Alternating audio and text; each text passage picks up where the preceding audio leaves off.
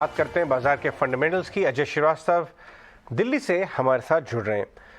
अजय, ये जो दिल्ली की सर्दी है इस बार, वो बॉम्बे में भी काफ़ी ज़्यादा रिफ्लेक्ट हो रही है। रोज़ सुबह जो है कितना 17-18 का टेम्परेचर हो जाता है। अर्ली मॉर्निंग हम जैसे लोग, आज भी 18 था, आज तो ठीक था, उस एक दिन 16 डिग्री भी था, जो बॉम्बे स्टैंडर्ड से काफ़ी ठंडा है। और वही हाल लोगों के पोर्टफोलियो का भी हो गया, फ्रोजन हो गए एकदम। आपको लगता है कि बजट के बाद कुछ गर्माहट आएगी? देखिए, ऐसा है, पोर्टफोलियो फ्रोजन उन लोग का हुआ है जो सिर्फ इक्विटी पर निर्भर थे। हाँ, जैसे वेदर चेंज तो होता है वैसे भी आदमी को भी, इन्वेस्टर को भी पोर्टफोलियो चेंज करना चाहिए। उस हिसाब से आप देखिए, जिन्होंने गोल्ड में इन्वेस्टमेंट किया, जिन्होंने रीट्स में इन्वेस्टमेंट किया, वो पोर्टफोलियो ठीक है। जिनको कमोडिटी में चलते रहे, उनका भी पोर्टफोलियो काफी हद तक ठीक है। हर साल के अंदर में तो आपको नहीं मिलेगी, बट आपका जैसे मौसम बदलता है, पोर्टफोलियो को बदलना पड़ेगा। आप अगर 10 साल तक उसी को चलाते रहेंगे तो उससे परेशानी होगी आपको। बट आपको मैं तो बंबई में रहा हूं, उसकी ह्यूमिडिटी को छोड़ के 18 डिग्री टेम्परेचर अच्छा क्या मिलेगा आपको, बताइए। आपको तो थैंक यू करना चाहिए हमको। हाँ, बिल्कुल मज़ा आ रहा है। और हल्की हल्की ठंड शाम को भी होती है, तो ये बात तो सही है। लेकिन आपको हर तरह के ऑल सीजन पोर्टफोलियो बनाना पड़ेगा। जैसे कि आपने कहा, आप भी रीट की बात काफ़ी समय से करते आए हैं, फिक्स्ड इनकम को आपने अहमियत दी है। इस बार एक अच्छा सा रिमाइंडर हो गया इन्वेस्टर्स के लिए। ये बताइए कि बजट की पोजीशनिंग, बजट के पहले बाजार की पोजीशनिंग क्या है? बहुत सबड्यूड जा रहा है, कोई प्री बजट रैली नहीं है, एक्सपेक्टेशन नहीं है। क्या इस बार पोस्ट बजट रैली होगी? देखिए, बजट का तो अब इतना इम्पोर्टेंस रहा नहीं है, और आपको मैं शेयर करना चाहता हूँ, तो हम लोग भी हैं, पहली बार मेरे शायद लाइफ में मैं बजट ही नहीं देखूंगा। मैं ट्रैक पे जा रहा हूँ उस तारीख को, तो देखूंगा लाइफ हमारी चेंज होती है नहीं होती बजट से, आके देखूंगा वापस। देखिए, उसमें क्या है, बजट में क्या अहमियत है? 80% तो एक्सपेंडिचर फिक्स्ड है गवर्नमेंट का। जीएसटी में रेट चेंज होगा तो डोमेस्टिक में तो कोई चेंज हो नहीं सकता, रेट्स का एक्साइज तो खत्म हो गया है। अब जो थोड़ा बहुत होगा कस्टम ड्यूटी में होगा। और गवर्नमेंट थोड़ा देखिए, काफी हद तक वही स्कीम पैकेज होती है, कैपिटल एक्सपेंडिचर को वही एम्फोसिस मिलेगा जो पहले था। तो उसमें नया करने की जो गुंजाइश है, कोई ड्रामेटिक नया करने की गुंजाइश है, बहुत ही कम है।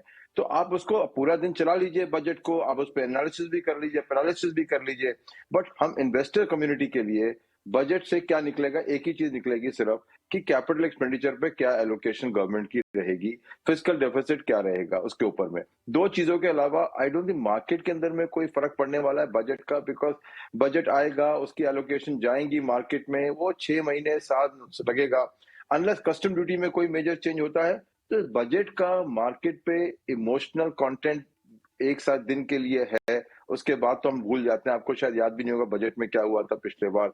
तो बजट का नजरिया छोड़िए, देखिए कि इस इक्विटी बाजार में, ग्लोबल मार्केट में इंडिया के ग्रोथ रेट को देखते हुए आपके जो इन्वेस्टेड शेयर हैं उसमें ग्रोथ आएगी कि नहीं आएगी। आई थिंक ये फोकस करिए। बजट आपको वो डायरेक्शन नहीं देगा, फंडामेंटल डायरेक्शन जरूर देंगे कि ये कंपनियां ग्रोथ पाथ पे हैं, ये कंपनियां प्रॉफिट बढ़ाएंगी, या ये कंपनियां, क्योंकि इन्फ्लेशन कम हो रहा है, ऑप्टिकली अब ग्रोथ रेट कम होगी उन कंपनीज की।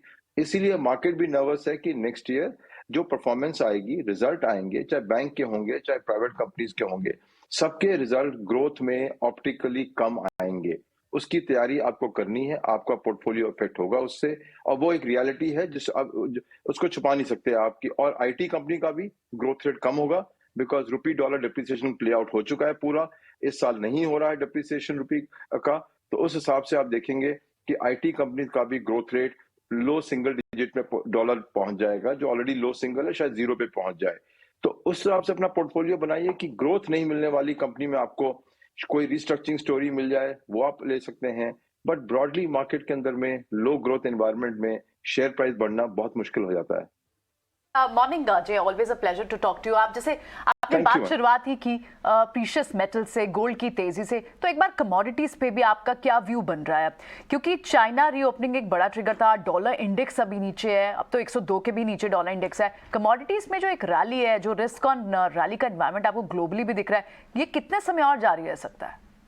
देखिए, कमोडिटी रैली टिपिकली आप देखेंगे हिस्टोरिकली 20-25 साल चलती हैं रैलियां, क्योंकि इसके अंदर में जो नई सप्लाई आती है जो माइंस की, उसमें कम से कम साइकिल है 10 साल का। इन्वेस्टमेंट शुरू होने से लेकर आउटपुट आने में 10 साल का साइकिल लगता है।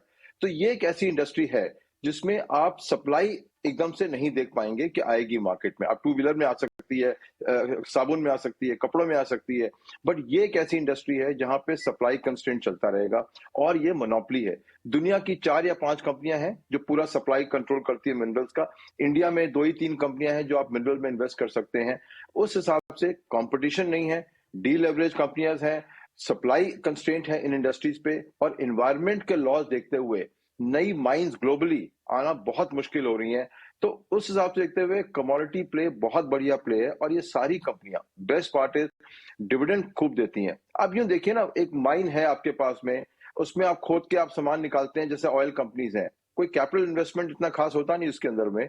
तो उस हिसाब से निवेश के लिए बहुत बढ़िया कंपनियां है। अगर दुनिया में ग्रोथ होगी, इंडिया में ग्रोथ होगी, तो बिना आयरन ओर के, बिना कॉपर के, बिना एल्यूमिनियम के आप ग्रोथ कर लेंगे? नहीं कर पाएंगे ना। तो पहली इंडस्ट्री जिसको ग्रोथ मिलेगी वो है कमोडिटी। हमारा अब भी स्टैंड कंटिन्यू रहता है, आज भी है, करेक्शन पे खरीदिए और उस पर डटे रहिए, और डिविडेंड का भी आप आनंद लीजिए। उसमें डिविडेंड, बहुत बढ़िया डिविडेंड आता है। अजय, ये बात तो बिल्कुल ठीक है कि बजट अब धीरे धीरे एक नॉन इवेंट में कन्वर्ट हो रहा है, लेकिन जो इलेक्शंस है वो नॉन इवेंट नहीं है, वो तो और बड़े बड़े इवेंट में कन्वर्ट हो रहा है। और इस बार बताया गया कि 9 तो राज्यों में और फिर 2024 के अंदर केंद्र के भी चुनाव होंगे। मैं इसको और किसी से कनेक्ट नहीं कर रहा, सिर्फ इससे कनेक्ट कर रहा हूँ कि सरकार का बजट और ये चुनाव कुल मिला के लोगों के जेब में थोड़ा पैसा पहुंचाने का काम करेंगे, जो आफ्टरऑल कंजम्पशन में दिख सकता है।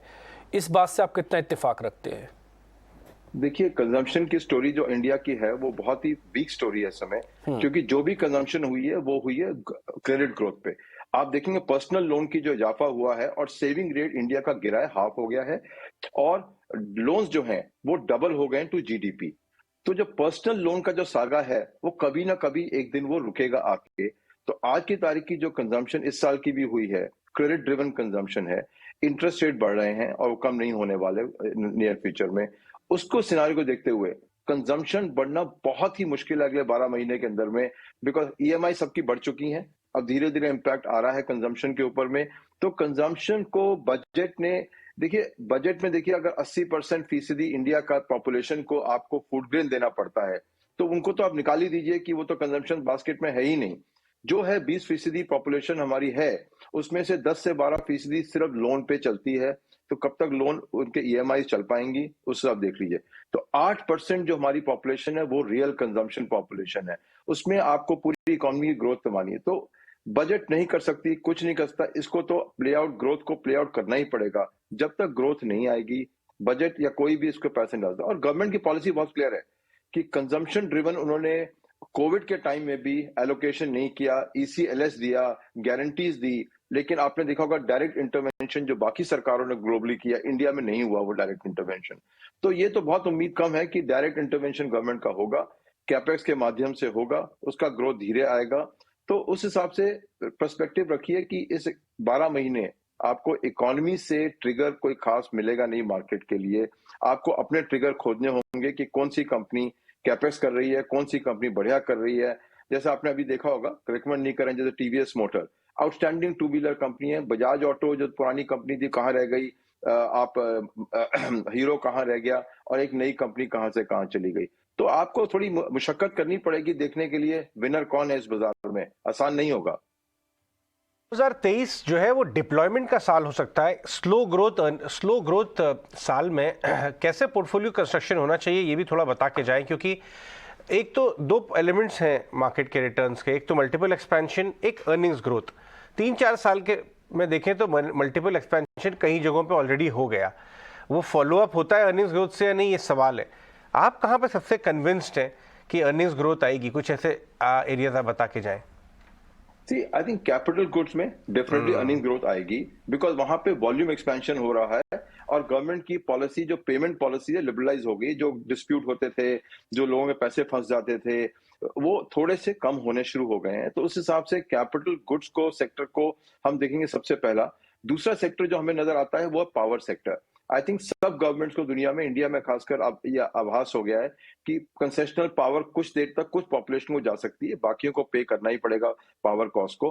तो जो हमारी 3-4 पावर कंपनियां हैं, काफी रीजनेबली वैल्यूड हमारे हिसाब से हैं, उनको शायद बेनिफिट मिलेगा पास थ्रू कॉस्ट का पावर के अंदर में। जो नया इलेक्ट्रिसिटी एक्ट आया है, मुझे नहीं मालूम शायद इलेक्शन से पहले पास होगा या नहीं पास होगा, लेकिन अगर वो इलेक्ट्रिसिटी एक्ट पास हो गया तो पावर कंपनीज के लिए बहुत मजबूत ट्रिगर बनेगा। तो आप तो कैपिटल गुड्स, पावर कंपनीज और होटल कंपनीज, जितने भी होटल कंपनीज आज की तारीख में बहुत बढ़िया सिचुएशन पे हैं, बिकॉज छोटे छोटे होटल सब अपना होटल बड़ी कंपनीज को थमा के लीव एंड ऑपरेट पे चल रहे हैं। तो उस हिसाब से आप जो होटल कंपनीज हैं उनका कैपेक्स बहुत कम होगा, लेकिन ऑपरेटिंग लेवरेज बहुत जबरदस्त होगा अगले 12-14 महीनों में, और डिमांड भी काफी अच्छी खासी चल रही है। तो ये 3 सेक्टर को अगर लेके चलेंगे तो मेरे हिसाब से अच्छा रीजनेबल आपको पी एक्सपेंशन और अर्निंग एक्सपेंशन दोनों मिलेगा इसमें। बहुत बढ़िया। ये सारे स्टॉक्स के ऊपर और सेक्टर्स के ऊपर आप अपने हार्ड अर्न मनी लगा सकते हैं और अवेयर रहें कि 2023 इतना आसान साल नहीं होगा, क्योंकि स्लो ग्रोथ इन्वायरमेंट में इन्वेस्ट करना होगा आपको। बहुत बहुत शुक्रिया अजय आज हमसे बात करने के लिए।